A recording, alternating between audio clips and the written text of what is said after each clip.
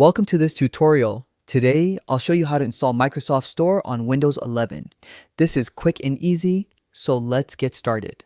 First, you need to open Windows PowerShell as an administrator. To do this, click the Start button, type PowerShell, right-click it, and select Run as Administrator. Next, you'll need the PowerShell command to reinstall Microsoft Store. If you don't have it, you can search on Google for Microsoft Store install PowerShell Windows 11. Then, copy the command from a trusted source and paste it into PowerShell. Once you've pasted the command, press Enter to run it. This will reinstall Microsoft Store on your Windows 11 PC. After the process finishes, restart your computer to make sure all changes take effect. Once your PC restarts, click the Start button and type Microsoft Store in the search bar. You should now see it installed and ready to use. And that's it. You've successfully installed Microsoft Store on Windows 11 and can now download apps.